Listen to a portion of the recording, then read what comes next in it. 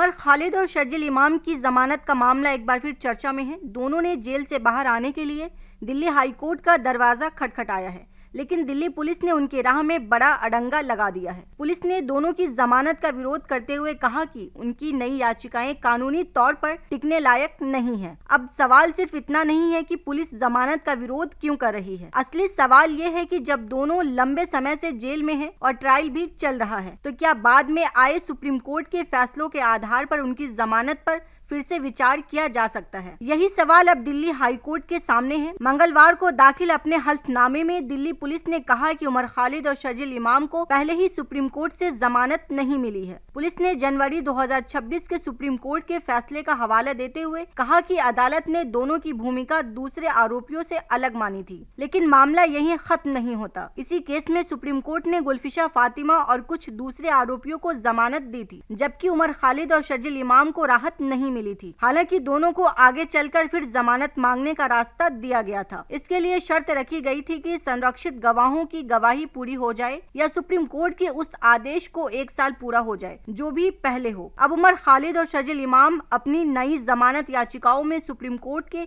एक दूसरे फैसले का सहारा ले रहे हैं। यह मामला है सैयद इफ्तार अंद्राबी बनाम NIA का। इस फैसले में सुप्रीम कोर्ट ने लंबे समय तक जेल में रहने और ट्रायल में देरी जैसे मुद्दों पर महत्वपूर्ण टिप्पणियां की थी। बचाव पक्ष का कहना है कि इन टिप्पणियों के बाद उनके मामले को नए सिरे से देखा जाना चाहिए, लेकिन दिल्ली पुलिस इस दलील को मानने के लिए तैयार नहीं है। पुलिस का कहना है कि अंद्राबी का मामला अलग है और वहां की टिप्पणियों को सीधे उमर खालिद और शर्जिल इमाम के मामले पर लागू नहीं किया जा सकता, और यहीं से इस केस का सबसे बड़ा कानूनी सवाल सामने आता है। एक तरफ पुलिस कह रही है कि आरोप बेहद गंभीर है और दोनों की कथित भूमिका दूसरे आरोपियों से अलग है। दूसरी तरफ बचाव पक्ष कह रहा है कि लंबे समय से जेल में रहना और ट्रायल का लंबा खींचना भी अदालत को ध्यान में रखना चाहिए। इस मामले की सबसे अहम बात यही है कि अब लड़ाई सिर्फ इस बात पर नहीं है कि आरोप कितने गंभीर है। सवाल ये भी है कि बिना दोष साबित हुए किसी आरोपी को कितने लंबे समय तक जेल में रखा जा सकता है, खासकर तब जब मुकदमा पूरा होने में अभी वक्त लग सकता है। हालांकि इसका मतलब यह बिल्कुल नहीं है कि दोनों को जमानत मिलनी ही चाहिए। अदालत को आरोपों की गंभीरता, उनकी कथित भूमिका, उपलब्ध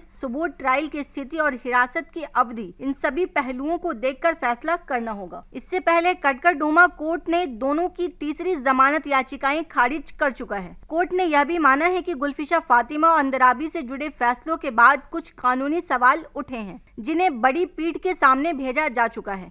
ऐसे में अब दिल्ली हाईकोर्ट का फैसला महत्वपूर्ण हो जाता है। पूरा मामला 2020 के दिल्ली दंगों की कथित बड़ी साजिश से जुड़ा है। हिंसा में 50 से ज्यादा लोगों की मौत हुई थी और सैकड़ों लोग घायल हुए थे। उमर खालिद और शर्जिल इमाम पर UAPA समेत कई गंभीर धाराओं में मुकदमा चल रहा है और दोनों लंबे समय से जेल में हैं। अब हाई कोर्ट में होने वाली सुनवाई से साफ होगा कि बाद में आए सुप्रीम कोर्ट के फैसलों और लंबी हिरासत का उनकी जमानत पर कितना असर पड़ता है। यानी सीधा सवाल है, क्या नई कानूनी दलीलें उमर खालिद और शर्जिल इमाम के लिए जमानत का रास्ता खोल पाएंगी, या पुलिस की दलील और पुराना सुप्रीम कोर्ट का आदेश अभी भी उनके लिए सबसे बड़ी रुकावट बना रहेगा।